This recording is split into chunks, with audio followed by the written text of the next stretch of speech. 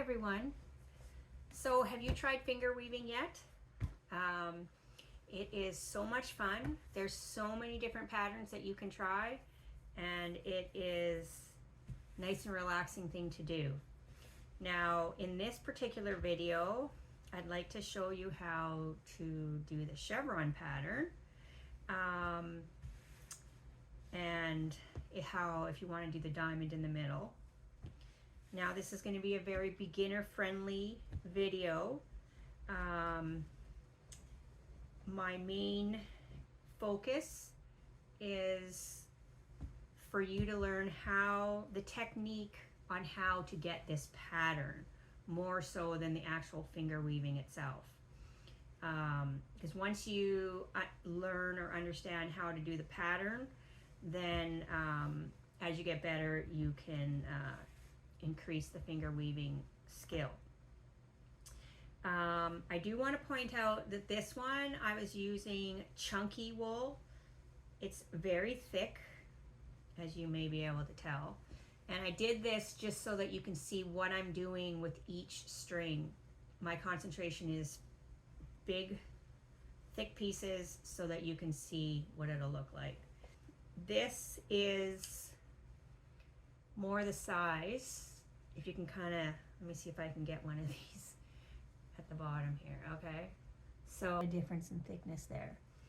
And using this thickness will give you a much tighter pattern.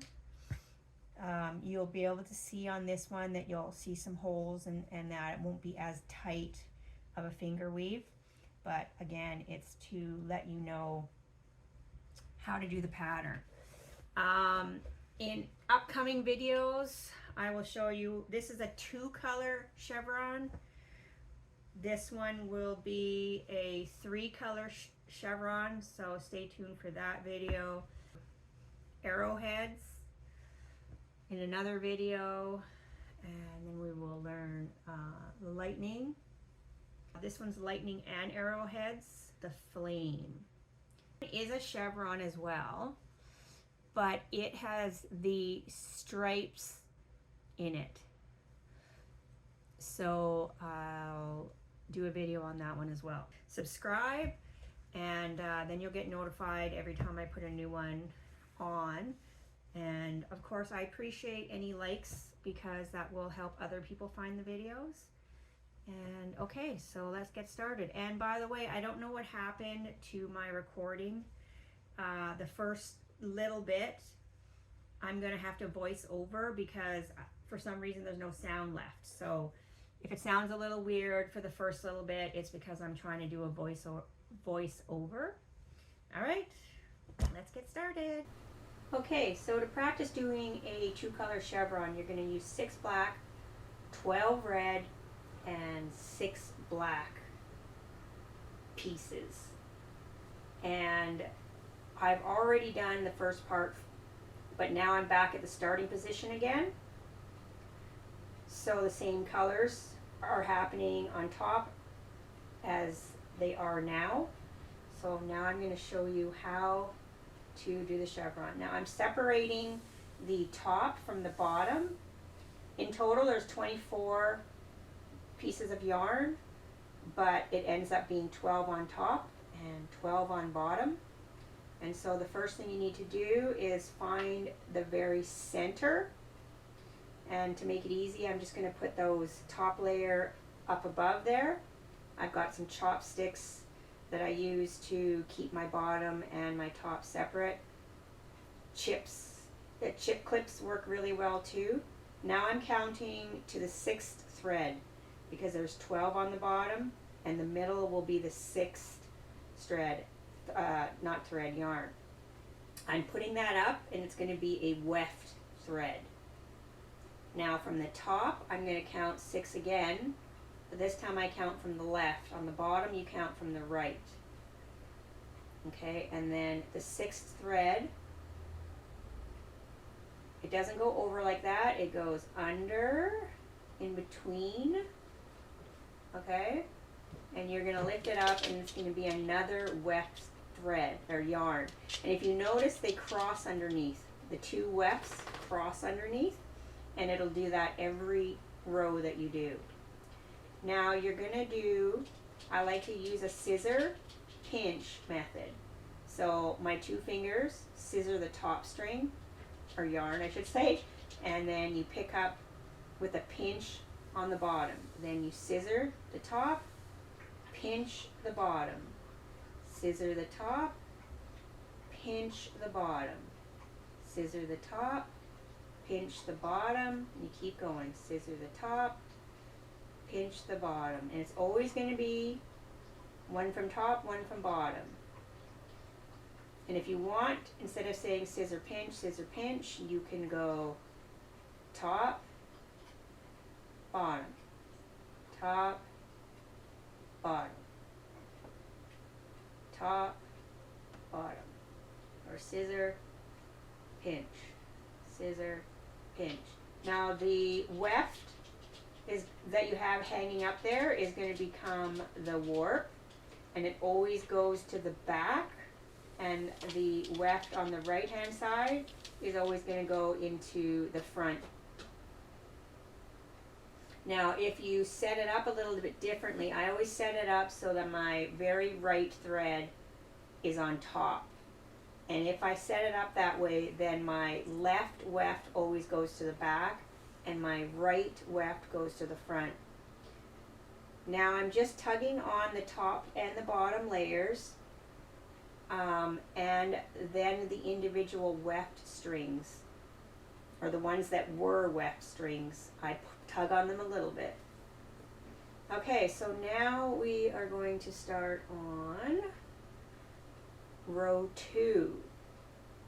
And again, I'm separating these strings so that I can count 6 threads from the right, and that 6th thread becomes a weft now. Then from the top, I'm going to take the 6th thread from the left, and it's going to become a weft, and it goes under, not over, underneath, yeah. And then it's going to go up. Later on, when you get better, you can hang on to those wefts, but for learning, it's just kind of nice to get them out of the way.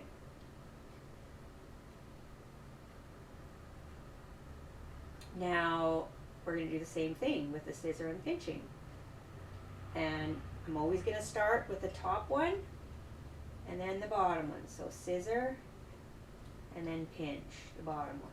Scissor top, pinch bottom. And I'm just going to do that all the way across. And again, don't forget, I'm using very thick wool here, just so that you can see it better. But you'll get a tighter finger weaving when you're using thinner thread. Okay, that weft comes into the back, and then the one on the right comes into the top. And you're going to pull on them a little bit. And if you notice, you can see the red sticking out. That's why I tug on the previous weft. Okay, and then on the right, I should be tugging on it. Okay, so if you want to have a diamond in the middle of your work, so you started here, but if you want the middle here to have a diamond, what you have to do is when you do your setup, you leave equal amount of strings going that way as you had going this way, and then you can flip this around. Okay, so you're going to untie from however you had it hooked, and then you're going to flip this around and you're going to tie it as well, and you'll work from this way, but you have to take these off. So you just pull this stick out, and then these strings will straighten out and you can keep going. Okay, so see, you can just pull these out.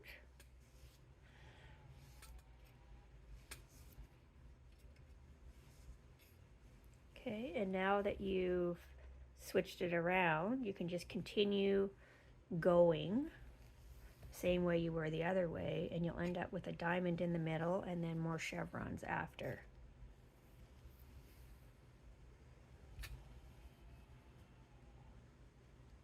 Okay, so the first thing I had to do was separate my threads again.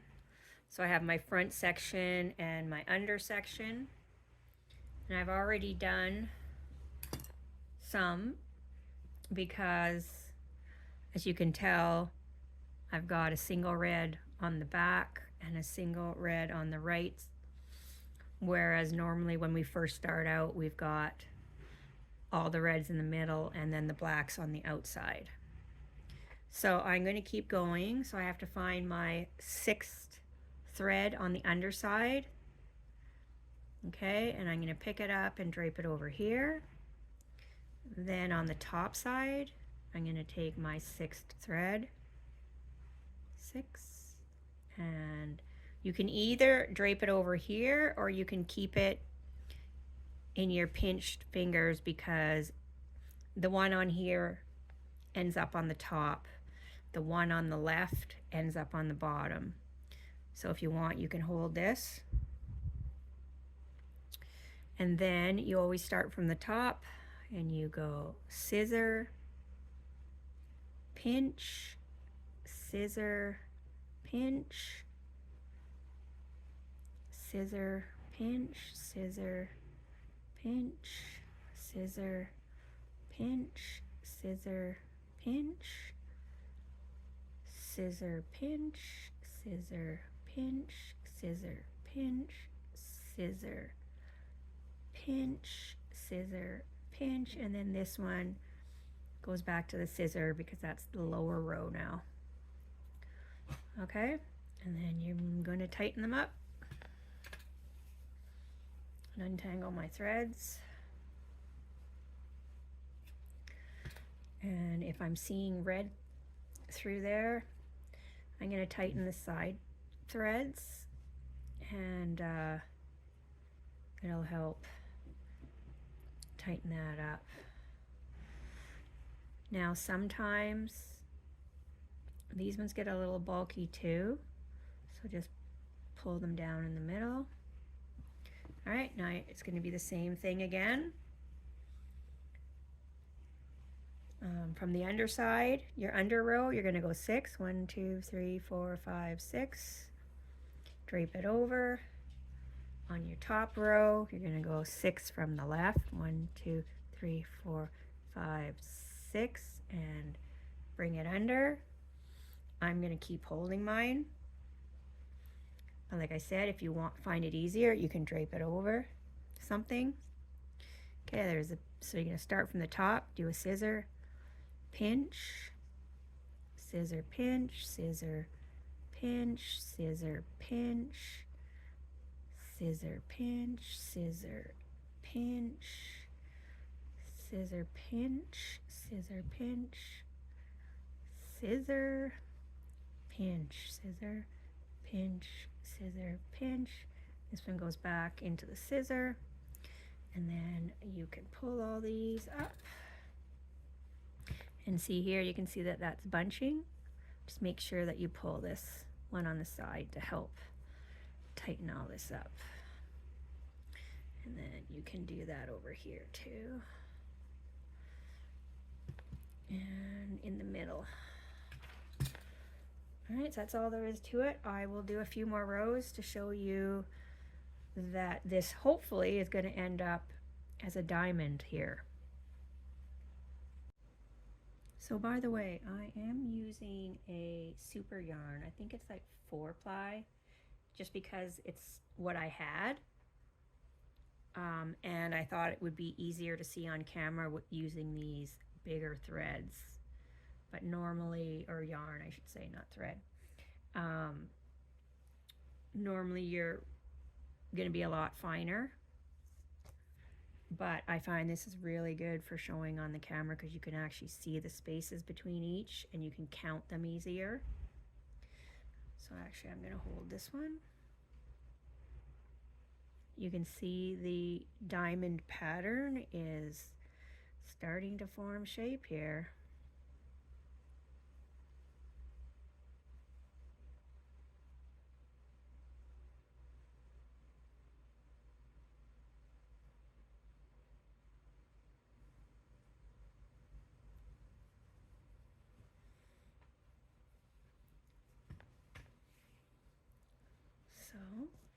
There we go, if I can get it to focus here. There you go. See, so now we're getting the diamond because we flipped it around. And once I start over again, it's going to go back to just doing chevrons for the bottom half here. So we'll only have the diamond just in the middle for this particular one. Okay, so now it's just a matter of continuing to do that same thing over and over, and you will have more chevrons on the other side, and that's about it. So I hope this helped. I will show you some video of the other half once I finish it.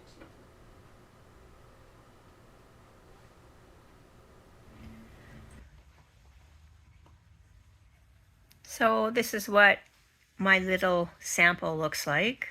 Got the diamond in the middle and the chevrons towards the edges. And that's how you do the chevron and diamond. Thanks everyone for watching.